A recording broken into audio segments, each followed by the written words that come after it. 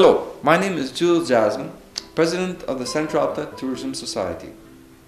On behalf of the Society, I would like to thank all who have been involved with the Murals projects of Legal. The project of Legal started in 1997, thanks to the leadership of Roland Sullier, direct descendant of Théodore Gelot, the founder of Legal, and in 1999, the Letourneau and the Chauvet families joined in. This video is our way of saying thank you for your expression of love of your community and ancestors, and made concrete by the sponsorship of a mural. This year we have asked the town of Legal to declare itself the per capita mural capital of the world. This could not have happened without you. We presently have 35 murals for 1,200 people in Legal, which makes one mural per 34 inhabitants. This year we are looking at adding 10 paintings in our little town. That will make one mural per 27 inhabitants. That will truly be difficult to surpass anywhere in the world. We thank you, and as a token of our appreciation, Central Alta Tourism Society has produced this DVD in your honor. David, you were involved in the beginning of the mural project in Legal. Can you recall the circumstances or the climate as that project unfolded? Well, it was a new executive body of la CFA, the French organization in Legal, and we spent a whole weekend brainstorming and thinking of ideas of how can we ensure that French is, for a very long time, very predominant in the town of Legal.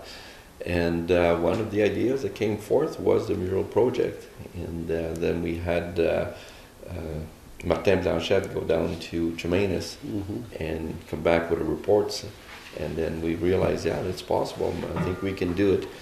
The only big difference, and I think it's worth noting, is that most of the murals in Legal were sponsored by individual families. What's your sense of this community you visited, you became part of?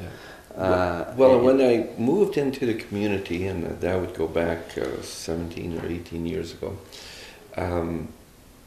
there was a division, quite clear division between Francophones, or those who wanted to keep and maintain and enhance the French language and culture, and those who did not see a need for that. And there was really tension between the two groups. And I think that that particular group from la CFA, that when we started with the mural project, but also the cultural center, the street names in Legal were also changed. We just forged ahead, making sure that it was always a win-win situation. And I think what happened over the years is that the dissension almost disappeared. Simply because I think people saw that la CFA was there to really enhance the community and not to divide the community. You want to share some of the challenges of the mural project that you saw in your involvement with that? Okay, well, my biggest challenge was to sell the Chauvet family on having a mural. Not Paul Chauvet, because Paul was right from word go ready, but his wife Simone, that was something else. It took a lot of convincing before I could get Simone on board and simply because she didn't want to be one of the first murals, and I think the Chauvet mural was either second or third. And so it took a lot, but I knew that you had to have those first families with the Tulliers and the Chauvets and the Letourneau, because the other families were all saying the same thing. Yes, sure, it's a good idea, but we'll wait till somebody else does it. Well, it would have never happened if those first families didn't come forth and did the first murals. Okay, any other anecdotes you can think of concerning the murals from your involvement with that, David? Well, hoisting up the first mural was certainly quite the challenge, and having limited funds, we didn't have one of those nice fancy equipment with a crane and everything. No, we got a bin moving equipment from a farmer, and we backed that up with Louis Farcade's tractor across the main street in Legal, and we hooked it up to some chains, and once it was almost all the way up, somehow the chain let go and the mural came crashing down. I figured, oh my gosh, and the unveiling was only a day after. There was no way we would have had time to repair it. Yeah. But lucky enough, it just fell on the corner and the ground was soft enough, and cleaned it up, put it back up. So that was quite the excitement that day. Are you surprised with the success of the murals in the Gal?